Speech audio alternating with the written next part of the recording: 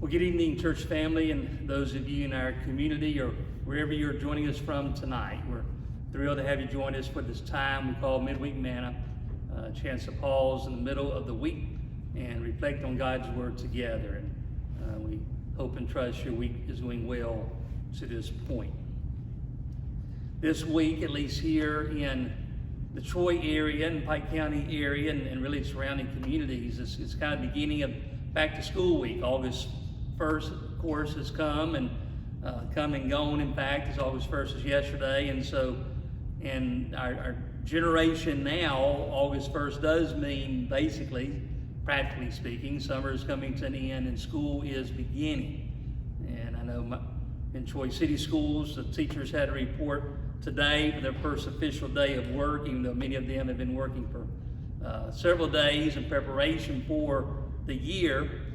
And that's what happens this time of year, of course. You get teachers, you get the unknown, they get their students that are going to have, and the unknowns with that, and the preparation of excitement for it, but also wanting to make some changes that need to make changes. And then you get students, obviously, on the other end of the unknown, right, of who their teachers are going to be, and what are their teachers going to be like? Are they going to like their teachers? And what about their classmates? And they're going to get along with their classmates. All of those things of the unknowns that come in.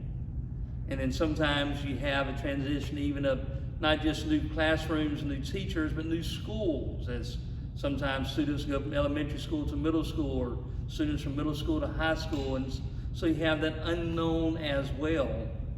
And then, of course, for really some people every year, and particularly this year for us as a family, as our oldest son will be going off to college for his freshman year. So you have that unknown of the transition of high school to college, and where you've got that sense of pride for him and happiness for him of getting to that stage in his life. There is the unknown of what it's going to be like for him, and him being away from home, and for us as parents having to deal with not getting to see him come home every night. All of those things that go into it. And so while it is usually an exciting time of a back to school, there's also those question marks that come up. All the things are talked about and thought about, and really no matter how much planning you may do, whether you're a parent with your child as a student or the teachers, there's still that aspect of unknown that goes into it. I came across an article this week written actually on Guidepost by a mom named Julia Attaway. And this particular year, I didn't see the year that she wrote this, but she had a daughter that was going to middle school for the first time and an older daughter that was going to high school for the first time. And she was acknowledging all the questions and concerns that she had running through and racing through her mind as they prepared for the school year. But then she wrote this, and at some point she had stopped and paused and had this reality. She said, "There will always be unknowns. There will always be things outside my control. There will always be bumps in the road. Whatever comes, I will deal with it with God's help." And then this line, I love this line. She said this, "The what ifs in life only have power over me when I forget what is. God is with us." I love that line. I'm probably will use that line again. It's a great line and well thought out. How the what ifs in our life really only have power over me when we forget the what is. And at least one of the what is that we know is that God is with us. All of you in our church family know that I say quite often, remind us quite often, that we always have to remember not only is God with us, that He is on the throne, and there's nothing in the history of this world that has ever taken God off the throne. And so it's a powerful thought to stop and reflect and remember that no matter what's going on, God's still on the throne, and not only is He on the throne, He's promised to be with us. And that's so comforting. It's so empowering. It encourages us as we do prepare to enter a season of unknowns in our life. There are so many passages, obviously, we could read in our thoughts here tonight that tie into that, from some of you, I'm sure Joshua 1 comes to mind when God tells Joshua, be strong and courageous. He said, and I'm paraphrasing here, but ultimately says, for I am with you wherever you go. And we see that phrase come up really a number of times, particularly in the Old Testament. There are a number of other thoughts too. Jesus telling the apostles as he's ascending into heaven, lo, I am with you always, even into the end of the ages, or end of the world.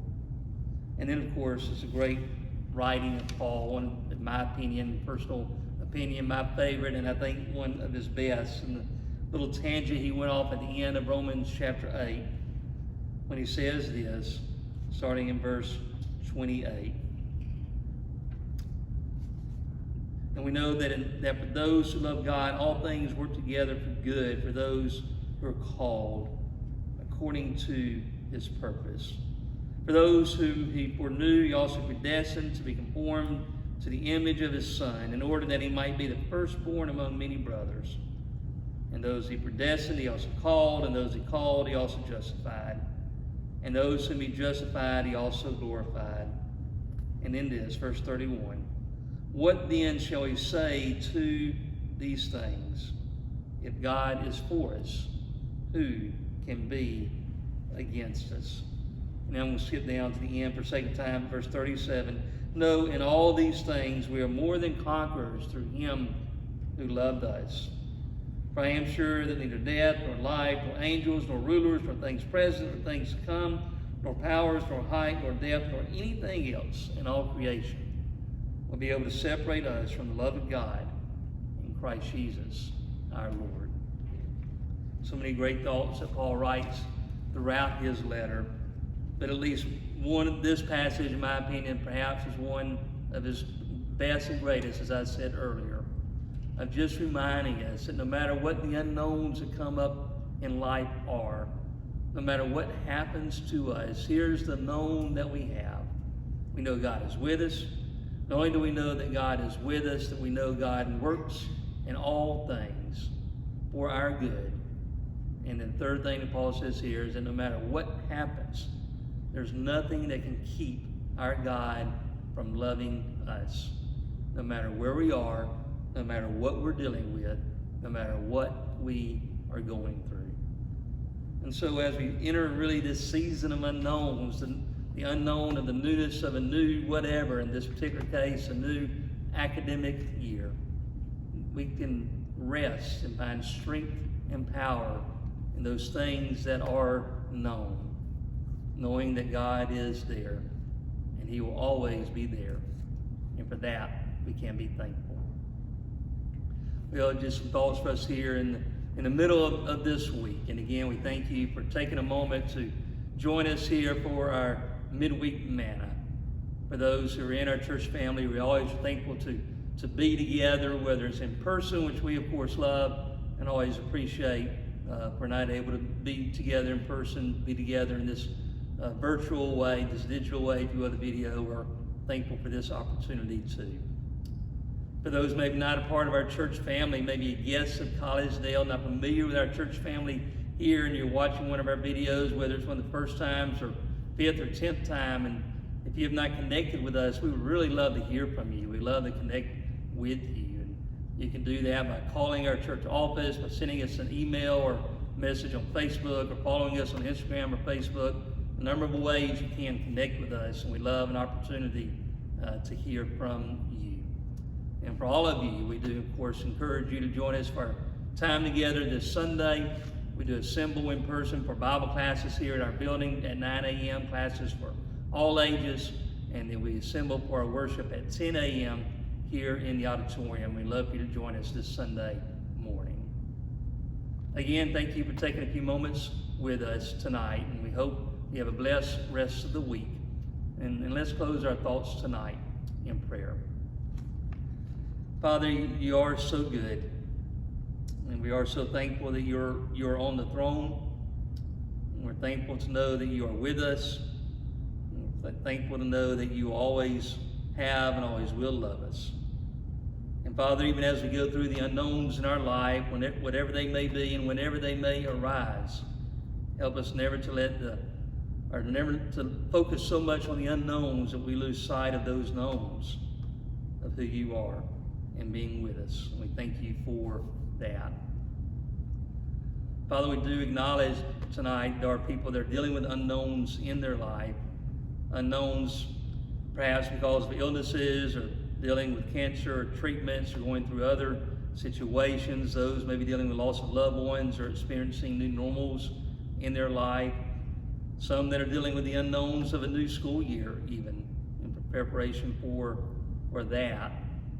Father, for all those people, help them to be comforted in knowing that you're with them and desire to strengthen them and help them through whatever situation they're dealing with. And pray you will wrap your arms around them. Father, we do lift teachers to you as they get ready for the school year. We lift the students to you, those that are working with them. We pray especially that the teachers always have a realization of the influence they can have on their students in shining a light for you and for your Son Jesus, and help encourage them and empower them to do that. Father, we pray for all the different situations going on in our country and in the world. We continue to lift the situation in Ukraine to you. Pray for peace to happen there soon. And Father, as always, we pray that you'll be the leaders of our community and state and our nation and our world. And their minds and hearts to be open in a way that they'll allow their decisions to be guided by you, so that decisions will be made that will allow us as your people to live the kind of lives you desire us to live, and have opportunities to share with others the good news about your Son Jesus.